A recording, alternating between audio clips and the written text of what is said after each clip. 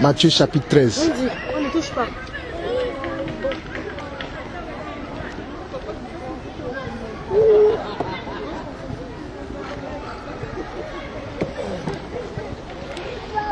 On va courber la tête, on va juste prier.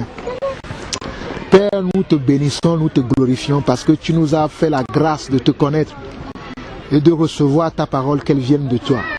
Père, dans le nom de Jésus, nous ouvrons nos cœurs cet après-midi pour recevoir ta parole. Seigneur, fais que tout ce que nous avons reçu, de tout ce que nous croyons, qu'il n'y ait pas de toi, ta parole qui va sortir aujourd'hui puisse balayer toutes ces choses de nos cœurs, de nos pensées, et que nous puissions maintenant recevoir la vraie parole, celle qui vient de toi, celle qui est le pain, celle qui est la manne cachée. Merci Seigneur au nom de Jésus. Amen. Amen. Je vais parler des paraboles de 3 terrains. Matthieu chapitre 13. Cette même histoire, on le trouve en Marc chapitre 4 et en Luc chapitre 8.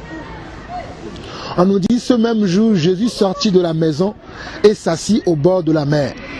Une grande foule s'étant assemblée auprès de lui, il monta dans une barque et il s'assit. Toute la foule se tenait sur le rivage. Il leur parla en parabole sur beaucoup de choses et il dit. Jusqu'aujourd'hui, Jésus parle encore en parabole. Je dis jusqu'aujourd'hui, Jésus parle encore en parabole. Il n'est réservé qu'aux enfants de Dieu, ceux qui sont prédestinés à son royaume, de comprendre ce que Jésus dit. Amen. Verset 4. Un semeur sortit pour semer, comme il semait, une partie de la semence tomba le long du chemin. Les oiseaux vinrent et la mangèrent. Une autre partie tomba dans les endroits pierreux, où elle n'avait pas beaucoup de terre. Elle leva aussitôt, parce qu'elle ne trouva pas un sol profond. Mais quand le soleil parut, elle fut brûlée et sécha, faute de racines. Une autre partie tomba parmi les épines. Les épines montèrent et l'étouffèrent. Une autre partie monta dans la bonne terre. Elle donna du fruit, un grain 100, une autre 60, un autre 30. Que celui qui a des oreilles pour entendre, entende. Les disciples s'approchèrent et lui dirent, pourquoi leur parles-tu en parabole? Jésus leur répondit, parce qu'il vous a été donné de connaître les mystères du royaume des cieux et que cela ne leur a pas été donné. Car on donnera à celui qui a et il sera dans l'abondance, mais à celui qui n'a pas, on ôtera même ce qu'il a. J'aime bien le verset 11. Jésus leur répondit, parce qu'il vous a été donné. Parce qu'il vous a été donné de connaître les mystères du royaume des cieux et que cela ne leur a été pas donné. Donc mes chers frères et sœurs, le mystère de la parole de Dieu n'a pas été donné à tout le monde de comprendre. Tu peux avoir bac plus 10, tu peux fréquenter toutes les universités du monde, mais si le Seigneur ne te fait pas la grâce de comprendre ce qui est écrit dans la Bible, tu ne comprendras jamais. Tu vas toujours revenir sur les traditions, les coutumes, tel a dit ceci, tel a dit ceci, mais tu n'auras pas la révélation de la parole. Mais quand Dieu lui-même, il va te faire la grâce de comprendre sa parole, tu le comprendras mieux. Amen. Ça, c'est important de savoir ça. À nous qui sommes ici, Dieu nous a fait la grâce de pouvoir connaître sa parole et de le comprendre. Amen. Mais ce n'est pas à tout le monde que cela a été donné. Parce que Jésus lui-même, il le dit ici. Il dit, parce qu'il vous a été donné. Donc c'est un don de Dieu de recevoir déjà la parole et de le comprendre. C'est un don. Si tu n'as pas ce don-là, tu vas lire mais tu ne comprendras pas. Amen. C'est pour ça que des fois, avant même que je lis la Bible, quand j'ouvre la Bible, je dis, Seigneur, voici ta Bible, voici ta parole. Je t'en prie, Seigneur, aide-moi quand je vais la lire de comprendre. Parce que je sais que si je ne la lis pas, comme toi tu le veux, je ne le comprendrai pas. Parce que je te prie, Seigneur, fais-moi la grâce de connaître ce que je lis. C'est très important parce que la Bible, ce n'est pas comme les romans, ce n'est pas comme... C'est vraiment, comme certains le disent, c'est un livre sacré. Et il n'y a que... Parce que c'est un livre qui comprend beaucoup de mystères. Et c'est Dieu qui fait qu'on révèle les mystères qui sont dans cette Bible-là. Nous continuons sur ce verset. Car on donnera à celui qui a et il sera dans l'abondance, mais à celui qui n'a pas, on notera même ce qu'il a. C'est pourquoi je leur parle en parabole, parce qu'en voyant, ils ne voient point, et en entendant, ils n'entendent point, ils n'attendent ni ne comprennent. Et pour eux, s'accomplit cette prophétie d'Isaïe. Et pour eux, s'accomplit cette prophétie d'Isaïe. Vous attendez de vos oreilles, et vous ne comprendrez point. Vous regarderez de vos yeux, et vous ne verrez point. Car le cœur de ce peuple est devenu insensible. Ils ont endurci leurs oreilles, ils ont fermé leurs yeux, de peur qu'ils ne voient de leurs yeux, qu'ils n'entendent de leurs oreilles, qu'ils ne comprennent de leur cœur, qu'ils ne se convertissent et que je les guérisse. Mais heureux sont vos yeux parce qu'ils voient, vos oreilles parce qu'elles entendent. Vous qui êtes ici cet après-midi, je veux vous dire de la part du Seigneur que vous êtes heureux. Ce n'est pas moi. De la part du Seigneur que vous êtes heureux parce que vous comprenez ce que nous lisons aujourd'hui. Vous comprenez ce que la parole de Dieu veut nous enseigner. Vous comprenez ce que l'Esprit de Dieu veut nous dire parce qu'il n'est pas donné à tout le monde de comprendre la parole de Dieu. Regardez à ce monsieur-là. On a pris le temps de parler. Mais non. Et à la fin, il a même dit que il a pensé qu'il a gagné même. Il a dit, je pense que vous vous avez posé des questions auxquelles vous n'avez pas répondu. Pauvre qu'il est. Mais que Dieu ne lui retienne pas ce qu'il vient de dire là. Parce qu'il ne lui a pas été donné de comprendre. Au lieu de s'asseoir et de comprendre, il rentre dans l'orgueil même en disant que non, je vous ai posé des questions, vous n'avez pas répondu. Lui, il est plus que nous ici. Nous sommes combien ici? Nous sommes combien de frères, combien de sœurs ici? Et lui, il est tout seul. Mais il pensait que tout ce qu'il a dit, que nous n'avons pas de réponse à ce qu'il a dit. C'est parce que nous sommes sages. Nous ne voulons pas rentrer. Parce que la Bible dit que nous n'avons pas à lutter contre la chair et le sang. Nous sommes des semeurs. Comme Jean a dit, je suis la voix qui crie dans le désert. Nous crions dans le désert. Celui qui veut entendre, il entend. Celui qui ne veut pas entendre, qui n'attend pas. Amen. Regardez, on mettait un doigt ici, allons dans Actes. Et c'est ça que moi je fais des fois avec certaines personnes. Allons dans Actes, chapitre 28. Et je vous disais la dernière fois que je vous encourageais à lire le livre de Actes. C'est très important. Ça, c'est là, c'est que Paul a fait. Ce monsieur, si Dieu me donne l'occasion de le voir une deuxième fois, je ferai ce que Paul a fait ici. Je l'ai déjà fait avec des frères. Hein. Moi, Dieu m'a donné aussi cette capacité d'appliquer les choses telles qu'elles sont dans la Bible. Si je le rencontre une deuxième fois, s'il parle comme ça, je lui dirai ce qui est écrit, ce que je veux vous inviter à lire avec moi. Là. Actes chapitre 28, à partir du verset 17.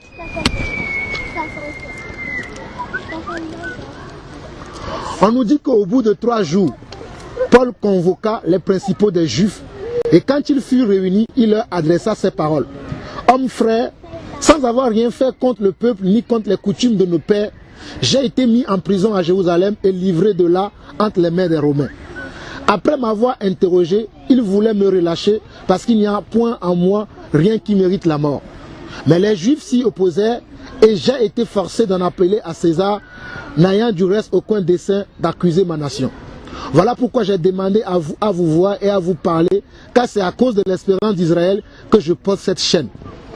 Aujourd'hui, vous aussi, vous et moi, c'est à cause de l'espérance que nous avons en Jésus-Christ que les gens nous traitent de fous, de cons, de je ne sais pas quoi, de tout ce qu'on peut avoir, comme même des esclaves. Mais moi, je suis esclave de Jésus et je l'affirme. C'est bien d'être esclave de Jésus. Verset 20.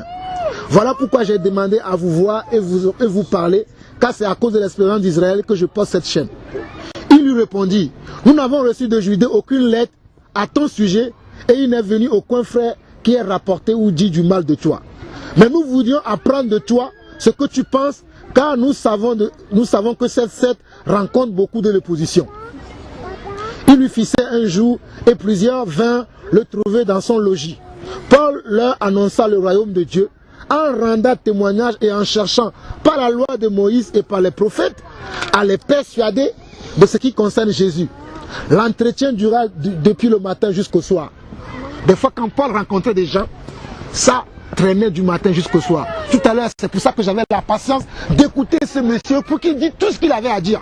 Mais je sais que je vais revenir sur le point essentiel pour dire, tu as dit tout ça, mais moi j'avais ça à te dire.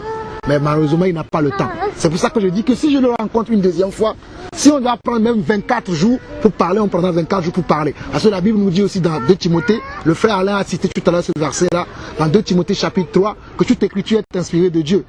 Qu'on doit prêcher l'évangile en toute occasion, favorable ou non. J'étais impatient, mais c'est ce verset-là qui me faisait que j'avais ma patience pour pouvoir l'écouter. Parce que ce que l'occasion soit favorable ou non, moi je dois l'écouter pour après essayer de s'aimer. Parce que c'est un terrain. Amen. Verset 25. Comme il se retirait en désaccord, Paul n'ajouta que ces mots.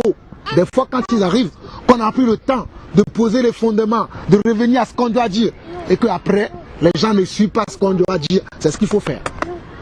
Suivez bien ce que je lis. Hein. Comme comme il se retirait en désaccord, Paul n'ajouta que ces mots.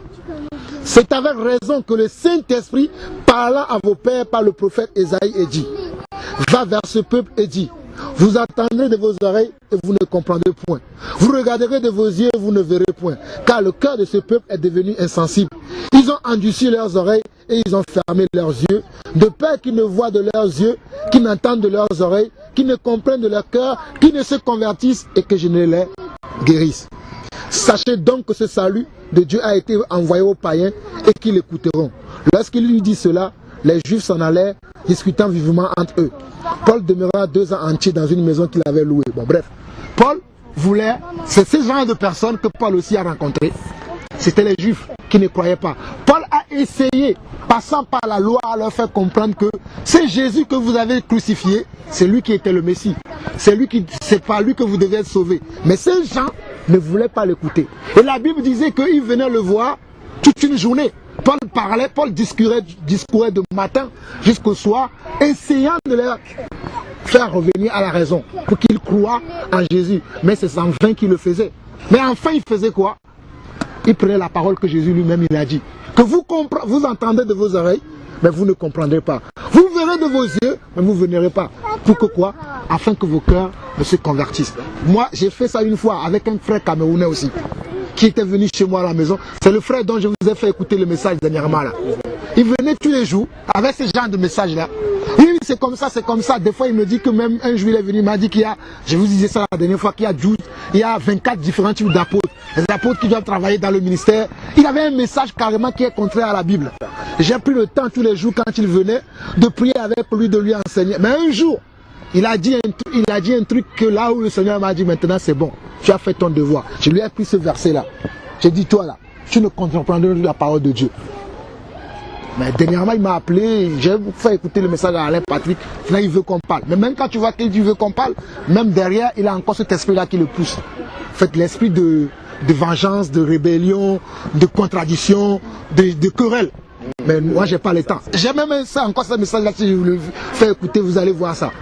Mais nous avons le devoir, quand nous sommes en face de ces gens-là, de leur faire ça. C'est pour ça que je voulais vous montrer ça. Paul n'était pas là quand Jésus disait ça à ses disciples. Mais Paul a rencontré Jésus plus tard. Et Jésus a enseigné Paul. Et Paul s'est mis tout le temps à appliquer la parole. Et nous devons aussi le faire. Mais il y a un processus. Quand tu trouves la personne, tu prends le temps. Paul n'a pas dit tout de suite à ces personnes-là. Il a pris le temps du matin jusqu'au soir de leur expliquer la parole. Et si la personne n'écoute pas après, il applique ça. Donc nous devons aussi être capables, nous qui enseignons, être capables quand nous rencontrons des gens à qui on veut enseigner, qui sont là dans leur discussion, dans ces genres de pensée, de leur dire ça. Alors nous allons aller vers d'autres personnes. Amen. Revenons maintenant dans Matthieu chapitre 17 et là on va rester là, on va finir là. On était au verset 17 de Matthieu 13. Je vous le dis en vérité, beaucoup de prophètes et de juifs ont désiré voir ce que vous voyez et ne l'ont pas vu. Entendre ce que vous entendez et ne l'ont pas entendu. Vous donc écoutez ce que signifie la parabole du semeur. Mes amis, jusqu'aujourd'hui, si vous lisez la Bible, vous ne comprenez pas et vous rentrez dans votre chambre. Jésus, fais-moi comprendre la Bible, il va vous faire comprendre la Bible. Il y a beaucoup d'enseignements que j'ai reçus. Il n'y a personne qui est venu me dire, Jean-Paul, non, je suis là simplement, le Seigneur me dit, ouvre ta Bible. Lis, des fois la nuit même, il me réveille. Lis la Bible. Des fois même, je me réveille la Bible, je me dis exactement, ouvre dans tel chapitre, tel verset, je lis. C'est comme si je reçois comme ça, va lire la Bible. Ou bien je prends un chapitre, il me dit, va lire un tel chapitre. Je lis les chapitres et je reçois. Parce que Dieu est encore capable de nous enseigner la Bible. Comme il a dit dans 1 Jean 2. Mon onction vous enseignera toutes choses. C'est vrai que Dieu a fait la grâce à chacun d'entre nous, à certains parmi nous de nous enseigner. Mais Dieu enseigne encore aujourd'hui. Quand vous lisez la Bible, vous ne comprenez pas. Demandez au Seigneur. Seigneur, je veux comprendre. Si c'est au milieu de la nuit, il va vous enseigner. Même si c'est dans la journée, il va te dire, lis. Et pendant que tu vas être en train de lire, il va t'expliquer, tu vas comprendre l'esprit qui est derrière la parole. C'est cette parole-là, quand Jésus l'avait dit, certains ne l'ont pas compris. Ils ont pensé à autre chose. Mais quand Jésus a commencé à expliquer, c'est là où même les apôtres, je dis bien les apôtres, ont compris ce que Jésus avait dit précédemment. Et c'est là où je veux nous amener. Verset 19. Lorsqu'un homme écoute la parole du royaume et ne le comprend pas, qu'est-ce que le malin fait? Le malin vient et enlève ce qui a été semé dans son cœur. Cet homme est celui qui a reçu la semence le long du chemin. Regardez bien, verset 19. Lorsqu'un homme écoute la parole du royaume et ne la comprend pas, quand tu écoutes la parole, tu ne la comprends pas. Il faut demander au Seigneur, je veux la comprendre. Mais si tu te laisses comme ça, le malin va venir pour te donner autre compréhension. Moi, quand je ne comprends pas quelque chose, je prie, je demande au Seigneur, je veux comprendre. Je reste même bloqué là-dessus. Des fois, je lis les versets, même 2 semaines, parce que je veux comprendre. Si je ne comprends pas, je ne passe pas à autre chose. Et regardez bien, il dit, lorsqu'un homme écoute la parole du royaume et ne la comprend pas, le malin sait. Quand on comprend, on agit. Mais quand on ne comprend pas, on est dans la confusion. Donc le malin sait que tu es dans la confusion. Qu'est-ce qu'il va faire? Il va venir derrière pour te troubler dans ta confusion, pour t'amener autre part. C'est d'où l'importance de prier pour demander au Seigneur, je veux comprendre. Ce n'est pas un péché quand tu dis au Seigneur, je n'ai pas compris ce que le frère a dit. J'ai été là avec eux, mais j'ai dit Amen. Mais mes Amen n'étaient pas vrais. Seigneur, explique-moi maintenant. Prends ton temps à relire encore. À relire. La foi vient de ce qu'on entend, et ce qu'on entend vient de la parole de Dieu. Il n'y a pas un péché de relire la parole chaque fois. Des fois même, moi, j'écoute la Bible. J'ai la Bible dans mon portable, je le mets à écouter. Je me dis, oh, chaque semaine, je vais écouter que Matthieu. Des fois même, je me bloque sur un chapitre. Je l'écoute en boucle. Mes amis, ça travaille. Ça travaille beaucoup. Si vous pouvez le faire, faites-le. Ce n'est pas une doctrine, mais je dis ça pour vous aider. Le malin vient et enlève ce qui a été semé dans son cœur. Cet homme est celui qui a reçu la semence le long du chemin. Celui qui a reçu la semence dans les endroits pierreux, c'est celui qui entend la parole et la reçoit aussitôt avec joie. C'est comme certains d'entre nous. Avant de venir tout à l'heure, on a parlé de la sœur Laurie. On reçoit la parole dans la joie. Je suis heureux pour le Seigneur. Je vais même mourir pour lui. Mais aussitôt quand il y a une tribulation, on va le voir dans la suite. Mais il n'a pas de racine en lui-même. Il croit pour un temps. Et dès que survient une tribulation ou une persécution à cause de la parole, il y trouve une occasion de chute. C'est ce que je disais tout à l'heure. Nous, aujourd'hui, nous sommes traités comme des balayus de ce monde. Nous sommes traités comme des fous. Parce que nous voulons marcher comme la parole. Il y a des gens, quand tu nous regardes, oh, ces gens-là, c'est des fous, ceux-là. Ils pensent que c'est eux qui comprennent la Bible mieux que nous. Pourtant, c'est vrai. Nous connaissons ce que nous disons. Mais ils se moquent de nous. Mais regarde, lui, il parle. Il est qui, lui? Oh, ces gens-là, c'est des fous. Ils nous traitent, au fait. Ils nous donnent un surnom. Oh, dès qu'ils te voient, ah, c'est encore lui. Il y a des gens, même dès qu'ils te croisent sur leur chemin, ah, je croise encore le frère là. Ma journée est perdue. Mais pourtant, tu as la vérité. Mais si tu n'as pas de racine en toi, quand les gens vont commencer à te quitter, tu vas dire tu as un problème. Donc tu vas vouloir te compromettre et vivre comme les autres. Mais mes amis, qu'il ne soit pas ainsi pour nous ici. Je vous en prie que le Seigneur puisse toucher vos cœurs, qu'il ne soit jamais ainsi comme ça. Même si c'est moi un jour que vous voyez que je sors de la foi, que je veux vous amener hors de la foi, mes amis, fuyez-moi. Parce que c'est votre vie qui est en danger. Nous devons veiller les uns sur les autres. Si je vois que mon frère sort de la foi, j'ai le devoir de l'interpeller à ce qu'il revienne. Je le fais 1 fois, 2 fois, 3 fois. On a vu ça dernièrement dans Matthieu 18. S'il le fait pas, on le dit à l'église, finalement on le laisse. Il n'est plus parmi nous. La Bible le dit qu'on doit le considérer comme un païen, comme quelqu'un qui n'est pas sauvé. Donc nous devons veiller tellement sur ce que nous recevons. C'est tellement important. Regardez bien, versets 20 à 21. Celui qui a reçu la semence dans les endroits pierreux, c'est celui qui entend la parole et la reçoit aussitôt avec joie. Qu'est-ce que j'aime pas voir? J'aime pas voir les soeurs ou les frères, dès qu'on parle, oui, amen, ils sautent. Mais dans la semaine, l'épreuve va venir. Tu vas encore sauter devant l'épreuve? Dans la semaine, la tribulation va venir. Tu vas encore être prêt pour sauter devant la tribulation? Ou tu vas te cacher? J'aime pas voir les gens qui sont émotionnels. Dès ah oui, amen, on veut faire ça, oui. Mais quand l'épreuve va arriver, mon frère, seras-tu prêt? Je sentais quelque chose la dernière fois quand on était au Pâques. Jésus revient, alléluia. Jésus revient, alléluia. Jésus revient, alléluia. Alléluia, alléluia. Seras-tu prêt quand il viendra?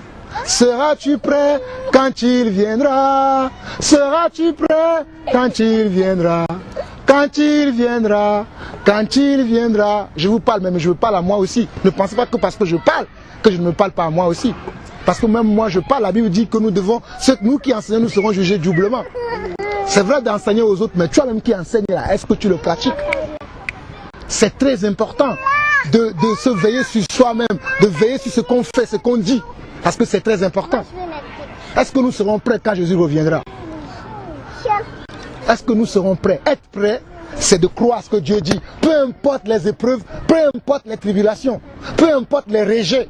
Qu'est-ce que je ne suis pas rejeté dans ma famille, par les amis? Aujourd'hui, il y a des gens qui ne peuvent plus venir chez moi parce que je suis chrétien. Et parce que quand ils viennent, je dis non, tu regardes trop les femmes. Parce que moi, je suis comme ça. Hein. Il y a des gens de ma famille, même les gens qui sont mes aînés. Quand ils viennent chez moi, ils disent non, chez moi, vous ne pouvez pas regarder tel genre d'émission. Chez moi, vous ne pouvez... Donc les gens ne viennent plus chez moi. Mais je suis fier de cela. C'est ma vie. C'est très important de vivre comme ça. Nous ne devons pas nous corrompre parce que nous voulons faire... La Bible dit, hein, les mauvaises compagnies corrompent les...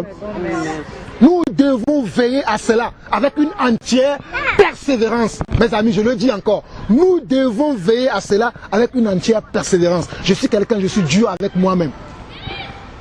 Je suis tellement dur. Il y a une soeur qui m'a dit cette semaine que tu es trop dur, Jean-Paul. Ben oui, le royaume des cieux, c'est les violents qui s'en emparent. Il faut être violent dans l'esprit. Et la violence, c'est d'être dur avec soi-même. Connaître ses failles et pouvoir fermer pour ne pas tomber là-dedans. Amen. Et regardez bien ce que le verset nous dit. Mais il n'a pas de racine en lui-même, verset 21. Il croit pour un temps. Et dès que survient une tribulation, une persécution, à cause de quoi? Mes amis, nous avons des tribulations. Ce n'est pas parce que nous sommes beaux ou belles. Hein. C'est parce que vous avez la foi en vous que vous avez la tribulation. C'est parce que les gens voient que vous allez quelque part. Ah, le frère Georges que je pouvais manipuler avant, aujourd'hui je ne le manipule plus. Donc il faut que j'arrive à lui dire quelque chose qui va le toucher pour que je puisse le manipuler. C'est ça, mes amis. C'est ça. Ah, la soeur que j'arrivais avant à gérer, je ne la gère plus. Qu'est-ce que je vais lui dire maintenant pour la gérer? C'est Satan qui est derrière tout ce genre de choses-là. Mais nous devons garder la foi. Nous devons garder notre pied ferme. Comme je disais dernièrement que Jésus, quand il était à la croix, même avant même d'aller à la croix, la Bible dit qu'on le menait dans tout Jérusalem. Les gens venaient, ils crachaient sur lui. Les gens venaient. Ah, toi Jésus qui disait que tu sauve-toi. Les gens venaient. Oh, mais Jésus n'a pas dit, ah, tellement je suis fils de Dieu, il pouvait dire, ange descend et les anges vont taper. Jésus pouvait le faire. Mais il recevait les gifles comme ça. Il ne disait rien. Même devant Pilate, Pilate lui a posé la question, es-tu fils de Dieu? Il pouvait dire, je le suis. Il n'a pas dit. Mais lui-même, il a dit, tu suis. Oui, je sais que tu l'es. Et Jésus lui a répondu, maintenant, c'est toi qui le dis. Et il va lui dire après, il n'a aucun autre pouvoir qui peut être donné si cela ne vient pas de mon Père qui est dans les cieux. Même à la croix, même quand Jésus était à la croix, il avait demandé de l'eau. Qu'est-ce qu'on lui a donné? Du fiel. Mes amis, il a souffert. Donc nous devons souffrir. Armons-nous de la pensée de souffrir dans la chair, de souffrir dans nos émotions, parce que notre émotion, nos égos vont prendre des fois des coups. Venant même des frères chrétiens, je vous assure mes amis. Venant même des frères chrétiens. Parce que parmi nous, il s'est glissé des faux frères et des fausses sœurs. Moi je le dis tout le temps. Parmi nous, il s'est glissé des faux frères et des fausses sœurs. Et cela, pour nous faire quoi? Pour que nous soyons dans la tribulation. Mais dans le nom de Jésus, nous avons vaincu cette tribulation-là. Dans le nom de Jésus, nous avons vaincu ces épreuves-là. Amen. Amen. C'est très important. Amen. Verset 22. Celui qui a reçu la semence parmi les épines, c'est celui qui entend. J'aime bien cette partie, mes amis. J'aime bien celle-là. Celui qui a reçu la semence parmi les épines, c'est celui qui entend la parole, mais en qui les soucis du siècle et la séduction des richesses étouffent cette parole et la rendent infructueuse. Je le lis bien, ce verset 22. Celui qui a reçu la semence parmi les épines, c'est celui qui entend la parole, mais en qui les soucis du siècle et la séduction des richesses étouffent cette parole et la rendent infructueuse. Il y a beaucoup de ces gens de personnes au milieu de nous aujourd'hui qui reçoivent la parole, mais à cause des tribulations de ce monde, à cause des soucis, comment je vais faire pour payer ma maison, comment je vais faire pour me marier, j'ai 50 ans aujourd'hui, il n'y a aucun homme qui tourne autour de moi, j'ai 40 ans, il n'y a aucune femme qui s'intéresse à moi, qu'est-ce que je vais faire de ma vie? Les soucis de ce siècle étouffent la foi, qui est la semence, les grains de sénévé, qui va faire que tu vas fleurir au temps où Dieu le voudra. Mais quand il y a ces problèmes-là, tu restes enfermé sur toi-même au lieu de t'ouvrir. Ou bien, ah oui, c'est parce que oui, tu es dans les affaires ne marchent plus. Mais les affaires ne marchent plus, cela ne veut pas dire que c'est la fin du monde. Attends un moment convenable, Dieu va faire que tes affaires vont marcher. Ah oui, tu es là, tu ne trouves pas du travail. Oh, moi je suis là, ça fait des années que je cherche du travail, mais pourtant je suis enfant de Dieu. Ceux qui sont les païens, c'est eux qui ont toujours le travail. C'est eux qui ont toujours la promotion dans le travail. Mais moi qui sers le Seigneur, moi qui... Regardez, nous perdons encore notre temps ici. Mais c'est toi qui cherches le travail, c'est toi qui es... Ça fait 10 ans que tu es au chômage, tu n'as pas de travail. Mon ami, Dieu ne t'a pas oublié. Oh, je connais une chose. Si l'épreuve elle est longue, la bénédiction aussi est glorieuse, mes amis. Si l'épreuve est grande, la bénédiction aussi est grande. Il faut croire, il faut vivre dans cela à tout moment. Même si l'épreuve est grande, mes amis. Des fois quand nous sommes dans l'épreuve, nous perdons patience. Je prie aujourd'hui que le Seigneur puisse nous garder. Que quand nous sommes dans l'épreuve, que nous gardons la patience. C'est quelque chose que moi-même qui vous parle, je n'ai pas ça. Quand je suis dans l'épreuve, waouh, c'est pour ça que j'aime appeler les frères pour qu'ils prient pour moi. Parce que je peux sortir tout de suite de l'épreuve pour chercher la solution moi-même. Alors que nous n'avons pas de solution. C'est le Seigneur qui est notre solution. En toutes choses, je vous dis mes amis, en toutes choses, c'est le Seigneur qui est notre solution. Parce que quand tu vas chercher la solution, tu vas chercher la solution de la chair. Et la chair est inimitié devant Dieu, c'est ce que Jacques nous dit. Attendons toujours la solution du Seigneur. Et quand la solution du Seigneur va arriver, nous sommes toujours bien accueillis avec le Seigneur. Regardez les soucis de ce siècle. Comment je vais faire, comment je vais arriver? On est tout le temps dans les calculs. Nous qui touchons les salaires misérables, si je peux l'appeler comme ça, mais moi je bénis le Seigneur même pour mes 1200 € que je touche par mois. Ça permet que je puisse... Mes amis, même tu peux gagner 10 000 € si le Seigneur ne te bénit pas. Mes amis, tu peux gagner même 100 000 € par mois, mais tu seras la personne qui, depuis le 5, ton compte sera toujours dans le rouge. Parce que tu n'as pas la bénédiction de Dieu. C'est la bénédiction de Dieu qui enrichit. Je préfère être béni avec 1200 € qu'être maudit avec 1 million d'euros. Moi, ça c'est ma devise. Je préfère être béni avec 1200 € que d'être maudit avec 1 million. Ah, je vais avoir 1 million, oh, il gagne bien. Mais tous les mois, c'est moi qui ai les problèmes. C'est ce que les gens de ma famille ne comprennent pas. Je suis quelqu'un, quand on voit mon salaire, quand on voit ma vie, waouh. Mais quand on dit on ne sait pas comment tu es comme ça, c'est parce que je suis béni. Amen. J'ai des gens dans ma famille qui touchent jusqu'à 7 000 € par mois, mais ils sont endettés jusqu'à la tête. Mais je bénis le Seigneur jusqu'à aujourd'hui, je n'ai aucune dette sur ma tête. J'en ai même plus à donner. Ce n'est pas de l'orgueil, mais c'est la bénédiction que Dieu a. C'est pour ça que la Bible dit que si l'Éternel ne bâtit pas la maison, c'est en vain que nous la bâtissons. Ne nous laissons pas décourager par les problèmes, les épreuves. Je vous dis encore, si l'épreuve est kilométrique, la bénédiction aussi sera kilométrique.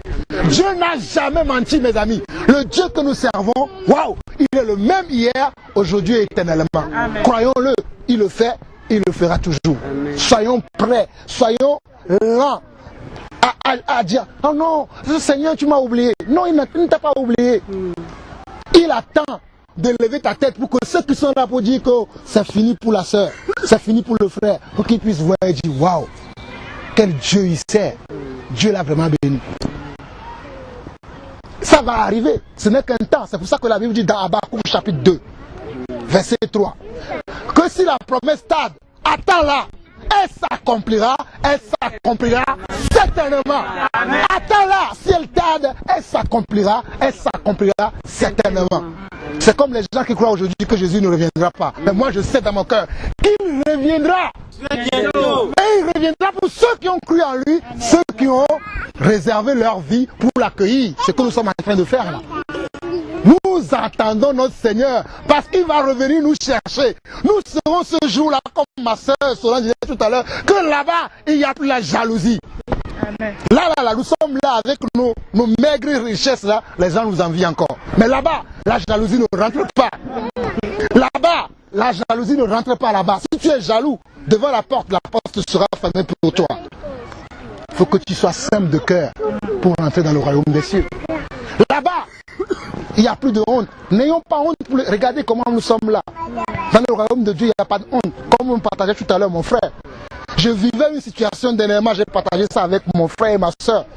Aujourd'hui, mes amis, j'ai l'assurance que nous servons un grand Dieu. Amen. Moi, je vous dis, peut-être vous n'avez pas la conscience de ça. Moi je vous dis que nous servons un grand Dieu. Peut-être c'est un Dieu qu'on ne voit pas, comme certains qui viennent devant leur Dieu, qu'ils ont fabriqué, ils leur parlent. Mais notre Dieu, même si tu ne le vois pas, tu lui parles, il entend. Même là, il est là encore là. Il parle à quelqu'un même parmi nous aujourd'hui. Les problèmes sont là pour un temps. Regardez Jésus même, sur le chemin du calvaire. Il a subi tout ça. Mais le troisième jour, mais quand le troisième jour est arrivé, il est sorti de la tombe. La Bible dit, Ephésiens chapitre 4, que ainsi qu'au nom de Jésus, tout genou fléchira sur la terre, sous la terre et dans le ciel. Mais mes amis, c'est pour ça que je suis sûr, tellement sûr, je suis certaine qu'après l'épreuve, il y a toujours une récompense. Jésus a subi une épreuve, il y a eu la récompense. Mes amis, quand nous sommes dans l'épreuve, ne soyons pas pour ces gens-là. Ah oui, je vais appeler Solange là-bas. Solange, viens, donne-moi 50 €. Mon frère, mange le riz sans viande. Le temps de la viande viendra. Oui! Mes amis, prends le métro, ta voiture t'a lâché. Dieu te donnera même un hélico s'il le faut. Mais il faut que tu aies la foi. Il faut que tu gardes, te dis, ah oui, voilà, je suis chrétien, je prie, je donne, je bénis les gens. Pourquoi je suis... Parce que tu fais ça que tu es dans les problèmes. Satan veut que tu sors de ça. Donc il va créer des situations. Oh mes amis, vous ne voyez pas le frère Georges? Je dis le frère Georges. Le frère Job, c'est ce qu'il pratiquait toute sa vie. La Bible dit dans Job chapitre 1 que Job, tous les jours, je dis bien tous les jours, il n'y a aucune journée qui est passée dans la maison de Job sans que les bœufs, les vaches ont été tués pour le pardon de ses péchés, de sa femme et de ses enfants. Tous les jours il faisait ça. Mais un jour, Dieu a appelé tous ses enfants. Et la Bible dit que Satan aussi est venu. Il dit, ah voilà, oh, tu sais Seigneur mon Dieu, c'est parce que Job là, tu le soutiens qui fait ça. Laisse-moi, moi je vais m'occuper de lui un peu pour voir s'il va te suivre encore. Et Dieu a dit, va, mais ne touche pas à sa vie. Mon frère, ma soeur, je te dis encore aujourd'hui, peu importe la grandeur du sorcier, tous les magies qu'il a, si Dieu ne dit pas que prends sa vie, personne ne peut toucher à ta vie. C'est pour ça que moi je n'ai peur de personne. Parce que je sais que si Dieu ne permet pas qu'on touche ma vie, personne ne peut toucher à ma vie. Je suis sur terre pour accomplir sa mission. Le jour où le Seigneur décidera que, Paul a dit, j'ai combattu le bon combat, j'ai achevé ma course. Le jour où je mourrai, sachez que, même si vous attendez que c'est une voiture qui m'a renversé, dites gloire à Dieu, il a achevé sa course. Mais si je n'ai pas encore achevé ma course, même si une voiture me renverse, je vais me relever encore. Vous n'avez pas vu le frère Paul dans la Bible? On l'a tapé jusqu'à on pensait qu'il était mort. Mais non, le gars il s'est relevé, il a continué à prêcher Christ plus qu'il le prêchait avant même. La Bible dit que tout ce qui a été écrit l'a été pour notre instruction, pour nous servir d'exemple, pour que nous ne décourageons pas. Tout ça, c'est un modèle. Dans le monde, quand on crée une voiture, on va dire qu'on va trouver, comme on appelle, des cobayes pour essayer la voiture. Ils vont essayer, ils vont dire, ah, il a telle puissance, il a telle chose, il a telle chose. Après, on va le commercialiser. Nous sommes des enfants de Dieu. Dieu a utilisé tout ce qui s'est passé dans le passé pour, après que quand nous venons dans le royaume, pour que cela nous serve d'exemple, pour que nous soyons ces véritables enfants qui ne reculent devant rien. Je dis bien qui ne reculent devant rien. Peu importe la taille du démon qui est en face de vous, du problème qui est en face de vous, la solution est là. Jésus de Nazareth. Peu importe la maladie qui est devant vous, la solution est là. Jésus de Nazareth. Vous savez, mes amis, je vais vous montrer quelque chose, ça va vous surprendre. Moi, j'ai le mal de dos. Mais est-ce que vous m'avez vu un jour vous demander la prière? Mais je crois que Jésus m'a déjà guéri. Regardez. J'ai des semelles pour ne pas avoir mal au dos. Ça, c'est parce que j'ai un pied qui est long d'un autre pied de 6 cm. Tout le temps, j'ai mal au dos. La première fois que j'ai prié pour ça, j'ai dit, je ne vais plus demander la prière. Je crois. Parce que j'aime me donner des preuves. Croyons que notre Dieu, il peut le... Oh my God. Nous servons, mes amis, je vous dis que nous servons un grand Dieu. Un jour, j'ai demandé au Seigneur, pourquoi je prie pour mon dos, Le Seigneur me dit, j'avais dit à l'apôtre Paul, que tu as une écharpe, ma grâce te suffit. Vas-y mon fils, depuis ce jour-là. Quand j'ai prié pour lui, je ne prie plus. Parce qu'il m'a dit, sa grâce me suffit. Gardons courage, peu importe la taille du problème, la taille de, je ne sais pas, l'immensité de tout ce qui tombe sur nous. Des fois, quand on a les factures qui tombent là, c'est ça. Les impôts, la taxe d'habitation, taxe de tout ça là, on dit, ah oui, comment je vais faire? Dieu sait, Matthieu 6, 33. Il dit, vous, enfants de Dieu, ne cherchez pas ces choses. Ce sont les païens qui recherchent ces choses-là. Vous cherchez premièrement mon royaume, ma justice. Merci Seigneur. Je n'ai pas prévu ça, mais le Seigneur me dit d'aller là-bas. Matthieu chapitre 6. Matthieu chapitre 6.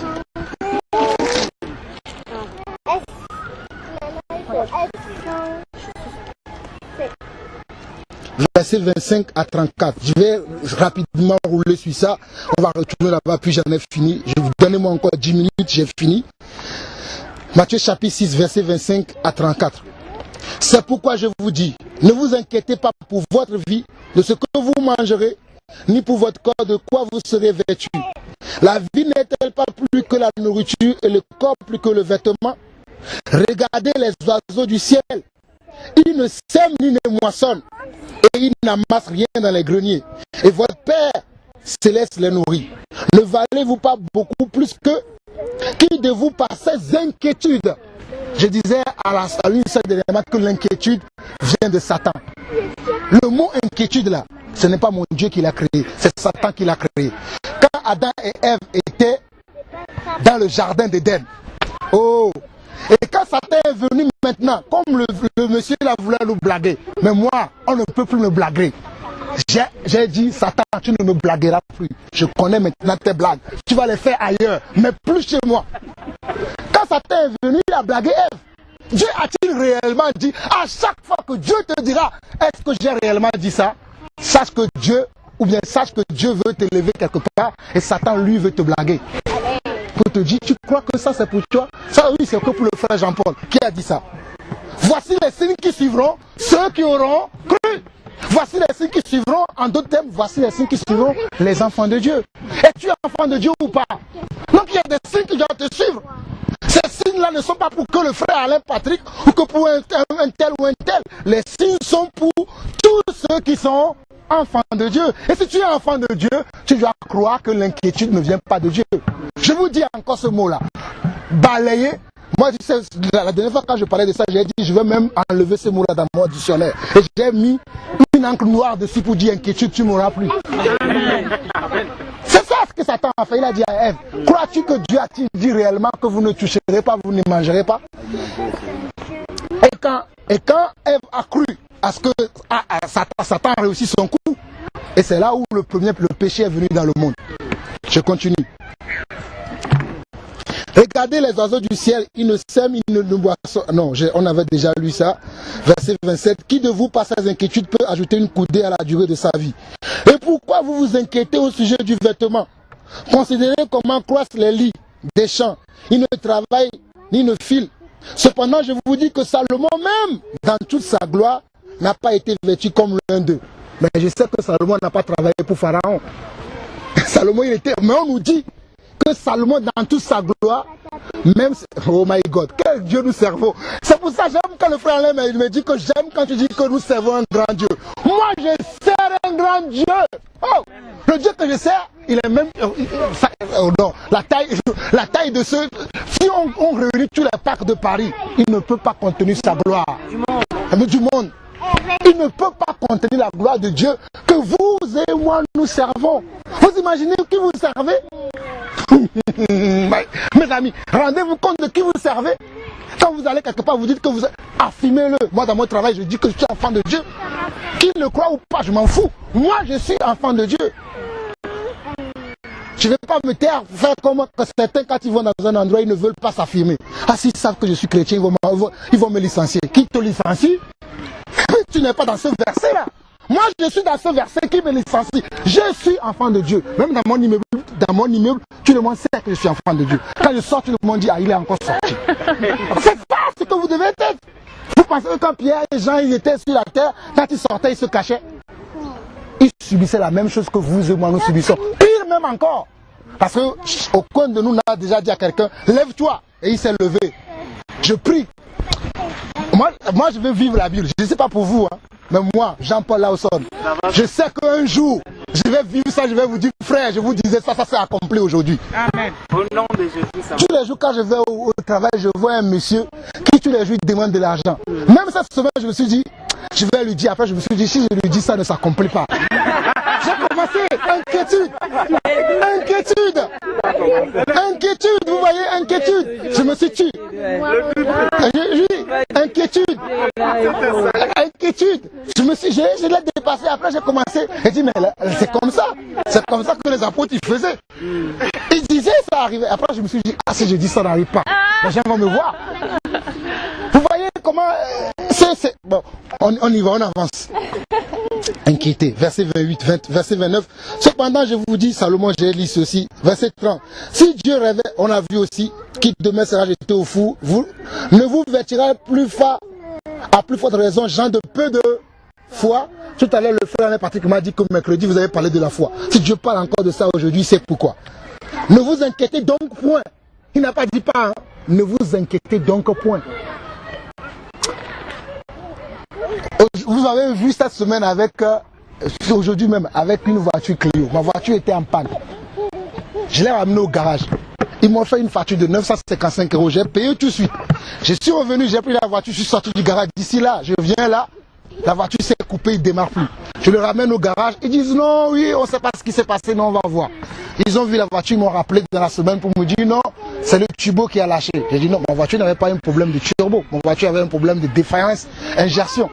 Mais vous me dites aujourd'hui que c'est le turbo. Débrouillez-vous de comment vous allez faire pour me réparer la voiture parce que je n'avais pas un problème de turbo. Je vais sur internet, je tape les arnaques des garagistes. Je tombe sur un article comme quoi, article 113 du Code civil. Tout garagiste a obligation comment ils appellent ça, obligation de résultat quand tu ramènes une voiture.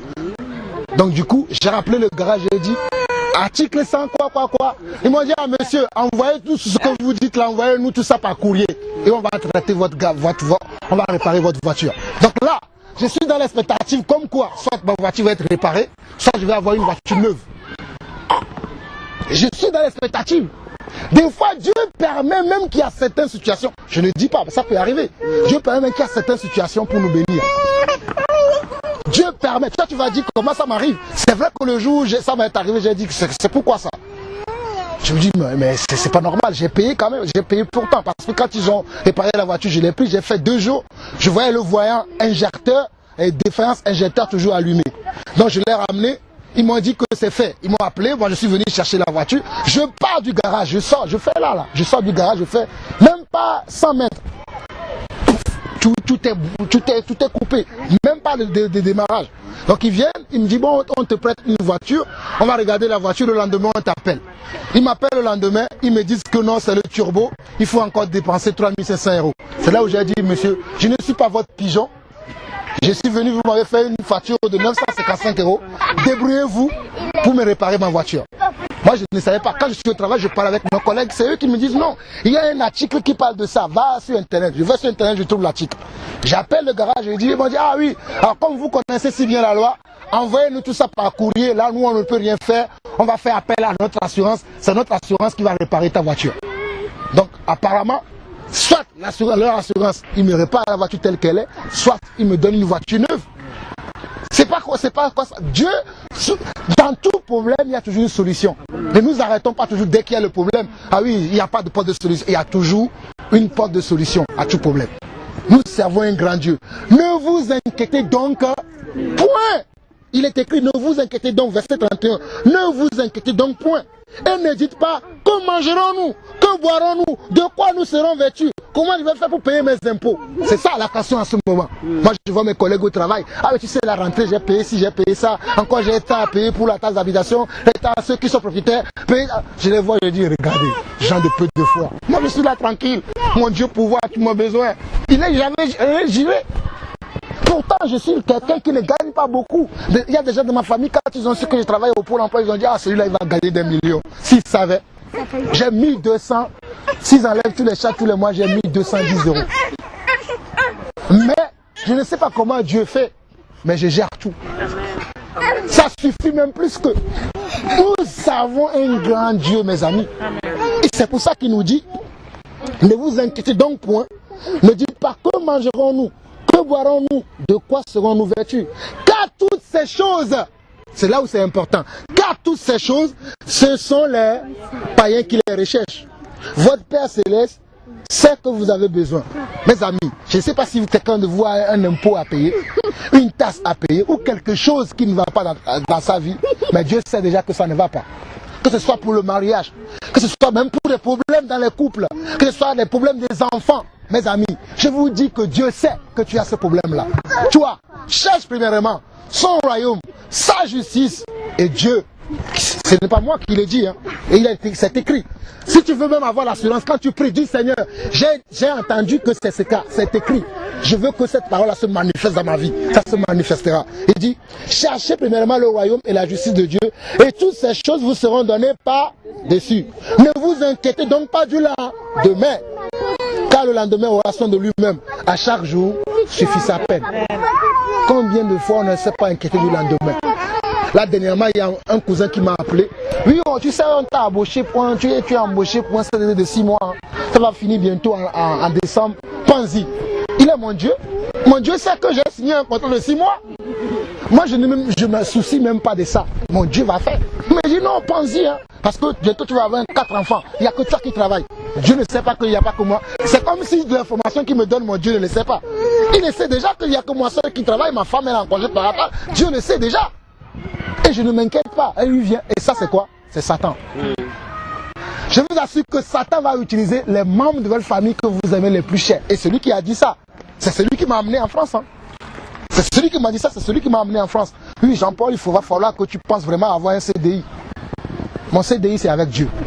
Moi, j'ai un CDI avec Dieu. Dieu est mon pourvoyeur. Il est mon employeur. Mon CDI, c'est avec Dieu. Je n'attends pas un CDI du monde. Ça ne veut pas dire que si j'ai un CDI, je vais fuir. Mais mon premier CDI, c'est avec Dieu. Amen. Donc, tout ce qui se passe autour, ça ne me dit rien. Je fais confiance au Seigneur. Amen. Donc, ne vous inquiétez donc point du lendemain. On revient à notre Matthieu 13 et on finit par là.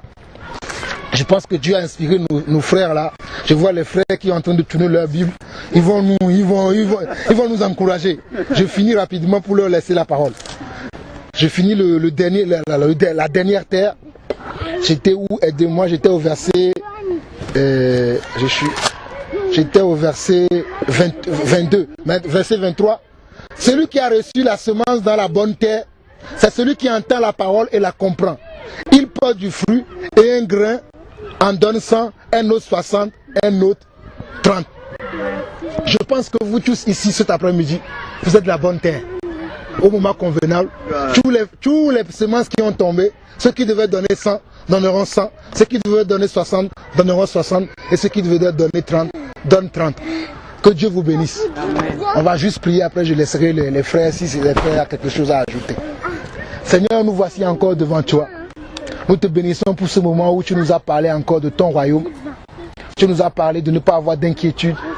Tu nous as parlé de garder ta parole que toute autre chose, de garder nos cœurs dans lesquels tu as semé ta foi. Tu as semé ton esprit, Papa. Seigneur, que nos chairs meurent encore aujourd'hui, Seigneur. Nous avons des difficultés à faire mourir nos chairs, à faire mourir nos émotions, nos sentiments devant les épreuves, devant les tribulations. Mais Seigneur, aujourd'hui, nous avons entendu ta parole. Nous sommes touchés par ta parole. Car ta parole déclare que si vous écoutez aujourd'hui même la parole, n'endurcissez pas vos cœurs. Seigneur, que cette parole adoucit nos cœurs aujourd'hui, afin que l'ennemi qui essaye de passer par n'importe quel moyen afin de nous faire sortir de la foi et nous faire sortir de ta parole. Nous décrétons maintenant un échec total à toutes ces ruses et à toutes ces manigances dans nos vies, dans la vie de nos enfants, dans la vie de nos frères et sœurs et dans la vie de l'Église, Papa. Père, merci pour ce que tu viens de faire encore aujourd'hui. Nous t'en sommes reconnaissants, nous te glorifions, nous te bénissons. C'est au nom de ton Fils Jésus-Christ nous avons ainsi prié. Amen. Amen. La parole est à vous, mes chers frères.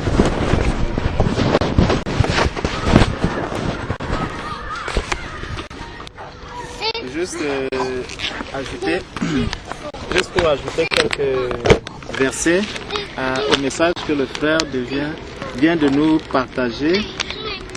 Regardons 2 Corinthiens chapitre 11.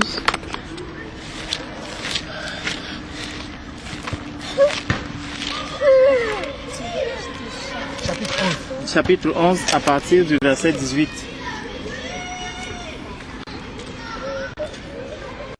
Puisqu'il en est plusieurs qui se glorifient selon la chair, je me glorifierai aussi.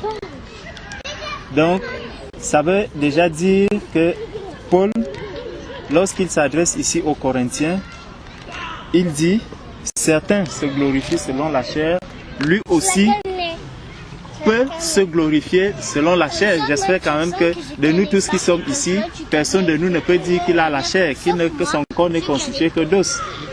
Donc, chacun de nous a quand même de quoi se glorifier, à la seule différence que lorsque le monsieur qui était assis tout à l'heure parlait, lui, il se glorifiait de toute sa connaissance, de l'immense connaissance qu'il a du Coran, de la Torah et de ceci. Et dans son esprit, il était sûr qu'il avait la plus grande connaissance parce qu'il a balayé tous ces livres. Et je me demandais bien si vraiment il avait reçu la connaissance du Seigneur pour pouvoir lire la parole de Dieu et surtout la comprendre, comme le frère disait tout à l'heure, et tel que le Seigneur l'a dit dans Matthieu 11, chapitre verset 25. Donc, il dit ici, au verset 19, « Car vous supportez volontiers les insensés, vous qui êtes sages. » Donc, beaucoup disent qu'ils sont sages. Et le Seigneur, justement, a dit que cette parole, les sages de ce monde ne vont pas la comprendre parce que leur esprit n'est pas fait pour comprendre la parole de Dieu. La parole de Dieu ne peut être reçue que par celui qui porte l'esprit du Seigneur. Donc, nous étions en train de dire que, justement, celui qui n'a pas l'Esprit de Dieu en lui ne peut pas comprendre le message que le Seigneur voudrait transmettre à son peuple. Parce que ce message est destiné d'abord aux enfants de Dieu. Celui qui prendra la Bible et la lira comme un roman ne pourra absolument rien comprendre. Le Seigneur dit, en ce temps-là, Jésus prit la parole et dit, « Je te loue, Père, Seigneur du ciel et de la terre. » Il n'est pas que le Seigneur du ciel, il est le Seigneur du ciel et de la terre. Ça veut dire que tout ce qui est dans les cieux et sur la terre lui est soumis. Il sait exactement qui lui appartient, qui est à lui dans ce monde. Bien sûr bien qu'il soit le créateur de toute l'humanité, le créateur de toutes choses. Mais il sait qui exactement lui appartient, qui fait partie de son royaume, qui est son enfant. Et il dit, « Je te loue, Père, Seigneur du ciel et de la terre, de ce que tu as caché ces choses aux sages et aux intelligents, et de ce que tu les as révélées aux enfants. » Le Seigneur a caché ces choses aux sages et aux intelligents, ceux de ce monde qui se disent déjà avoir obtenu des diplômes, des doctorats en ceci, en théologie, de ceci, et ça me rappelle le partage que nous avons eu lorsque nous distribuions les traités avec un monsieur, et le monsieur nous demandait s'il faut être pasteur pour baptiser et tout. Et nous lui avons fait comprendre que non, vous n'avez pas besoin d'aller forcément rencontrer, vous n'avez pas besoin d'aller rencontrer un pasteur pour qu'il vous baptise, parce que justement le monde aujourd'hui veut faire croire aux enfants, aux hommes, qu'il faut passer dans une école pour devenir pasteur ou ceci. Or, c'est un ministère, c'est un don que le Seigneur accorde à ses élus. Le Seigneur choisit dans son peuple, il dit tel tu seras ceci, tel tu seras pasteur, tel tu seras apôtre, tel tu seras. Et chacun de nous, justement, a ce talent, chacun de nous a ce don que le Seigneur lui a accordé gratuitement. Nous n'avons fait aucun concours, nous n'avons fait aucun effort pour obtenir cela, et ceci est à la portée de tous ceux qui veulent accepter Jésus dans leur vie comme Seigneur et Sauveur. Continuons maintenant à 2 Corinthiens. Donc il dit au verset 19, car vous supportez volontiers les insensés, vous qui êtes sages. Si quelqu'un vous a servi, si quelqu'un vous dévore, si quelqu'un s'empare de vous, si quelqu'un est arrogant, l'arrogance, parce que celui de ce monde qui a déjà obtenu, qui a déjà fait de grandes études, qui est allé à l'ENA, qui a fait ceci, lorsque vous allez lui parler de la parole de Dieu, il vous dira, mais écoutez, moi je lis la Bible, c'est pas ce que moi je comprends, la parole de Dieu, déjà il faut savoir qu'elle se contredit, vous pouvez écouter telle chose à ce niveau et plus tard vous recevez autre chose. Et ça justement confirme le fait que cette parole n'est pas à la portée des sages de ce monde. Parce que quelqu'un déjà qui arrive à dire, dès que quelqu'un nous sort cette parole en disant la parole de Dieu se contredit, automatiquement comprenez que celui-là n'a pas encore l'Esprit du Seigneur. Celui-là n'a pas l'Esprit de Dieu en lui, parce que le Seigneur est resté sur la même ligne du début jusqu'à la fin, de l'Ancien Testament, de la Genèse jusqu'à l'Apocalypse. Il est resté le même.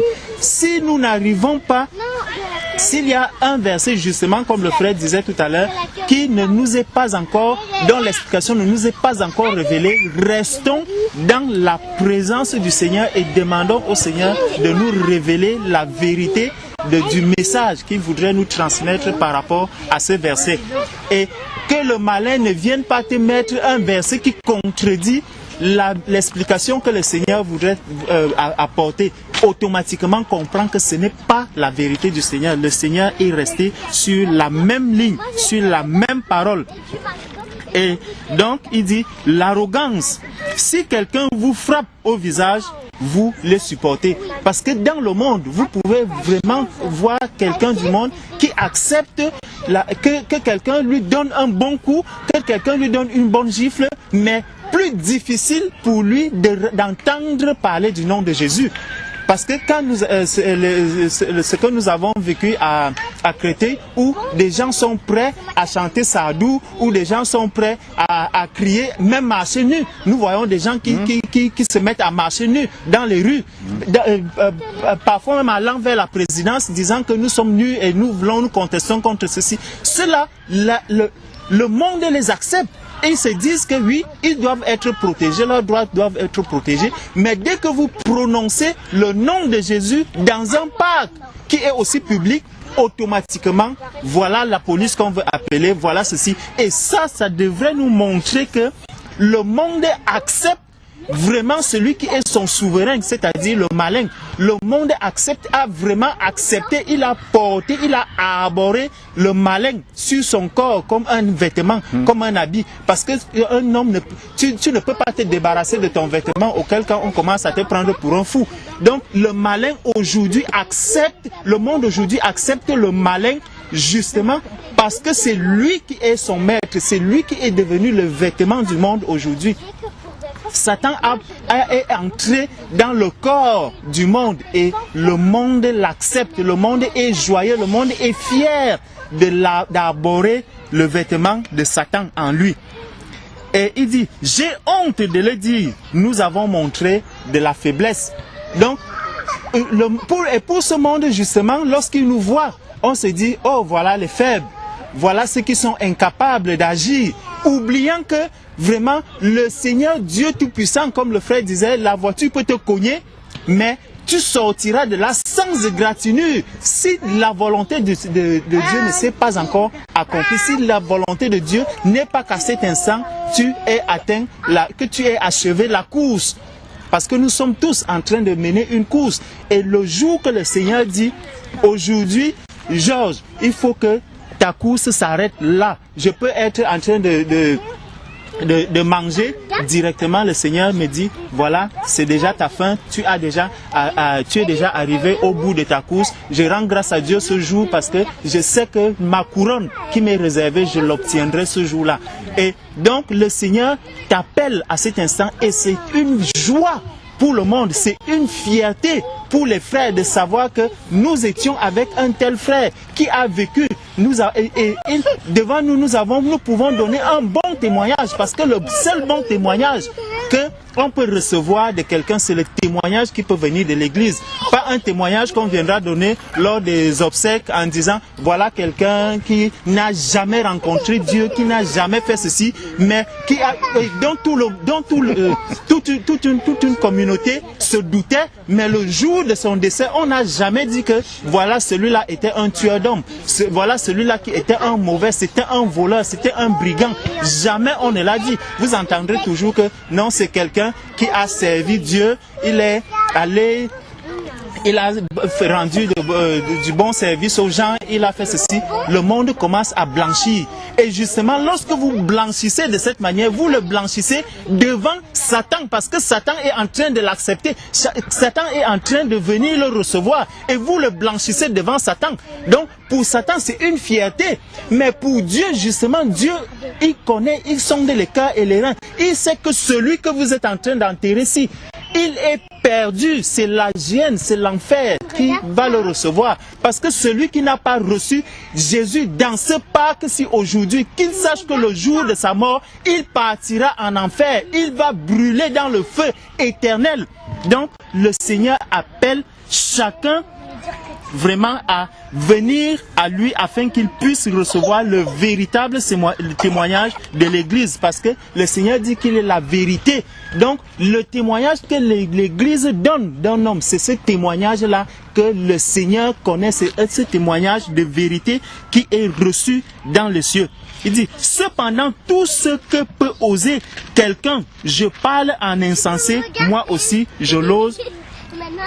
Sont-ils hébreux? Moi aussi. Sont-ils israélites? Moi aussi. Sont-ils de la postérité d'Abraham? Moi aussi. Sont-ils ministres de Christ? Je parle en homme qui extravage. Vraiment, c'est une grande joie de savoir que un enfant de Dieu, c'est celui-là qui représente aussi toutes ces communautés. C'est quelqu'un qui a vraiment c'est un ambassadeur du Seigneur, c'est un ambassadeur de Dieu. Nulle part ici tu ne peux arriver, tu commences à prononcer le nom de Jésus, on va t'accepter, on va te lapider comme on lapide les chrétiens, on va t'insulter comme on insulte les chrétiens. C'est une joie que nous devons recevoir. C'est une joie qu'un enfant de Dieu doit recevoir de ce monde. Et pire encore, lorsque le monde commence déjà à t'accepter, il faut déjà commencer à te poser des questions. Je me souviens, la semaine dernière, la semaine passée, je suis allé travailler et j'avais même envoyé ce message au frère Alain. Mon responsable des ressources humaines avec qui j'ai l'habitude de causer, on cause de tout, des anniversaires, des mariages, de tout et tout, mais du jour au lendemain, et de temps en temps, je lui parlais de la parole de Dieu, et un jour, je suis au travail, je vois un message concernant la parole de Dieu, je lui balance le message. Et c'était pas à elle seule, parce que ça j'ai l'habitude de le faire. Dès que je vois un message intéressant pour ceux qui sont catholiques, qui disent qu'ils sont catholiques et qui se croient être chrétiens, parce qu'un catholique n'est pas un chrétien. Dieu ne les connaît pas. Dieu ne connaît pas ceux qui sont dans les dénominations, qui sont enfermés dans le catholicisme. Dieu ne les connaît pas.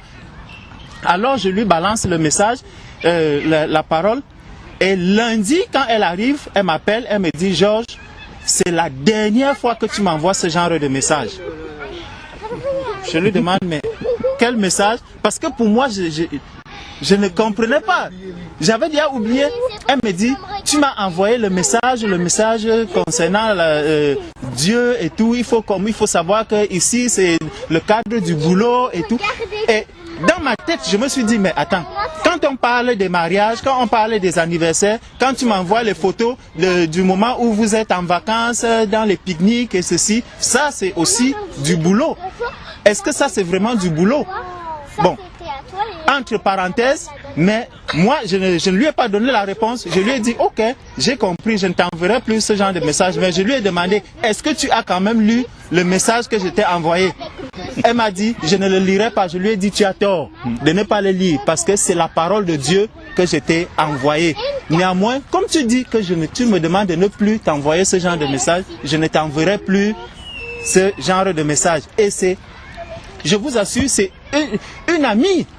Mais j'ai compris que vraiment la parole de Dieu fait mal lorsque tu révèles la vérité à quelqu'un. Ça fait mal.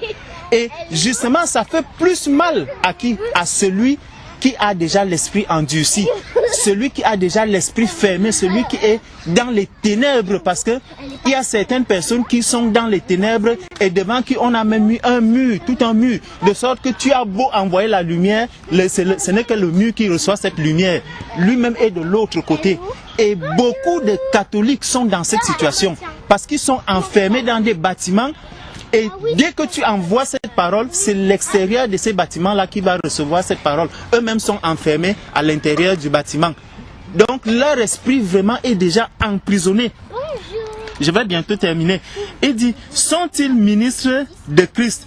Je parle en homme et je le suis plus encore par les travaux, bien plus par les coups. Ah, gloire à Jésus. Par les coups.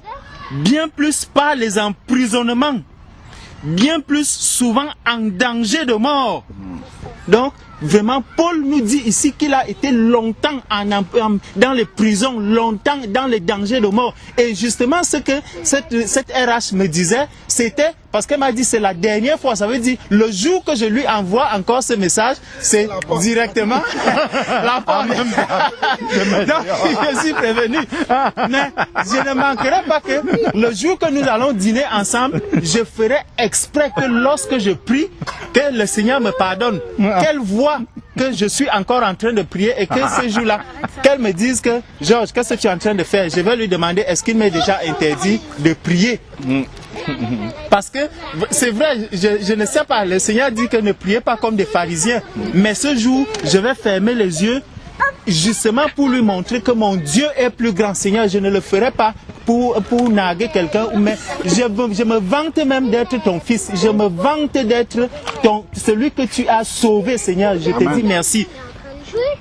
Donc, il dit, je le suis plus encore par les travaux, bien plus par les coups, bien plus par les emprisonnements, bien plus souvent en danger de mort. 5 fois j'ai reçu des Juifs, 40 coups, moins 1. 3 fois j'ai été battu de verge. Seigneur, si on nous amenait à Créteil, à la police, si c'était au Cameroun, on allait être battu correctement.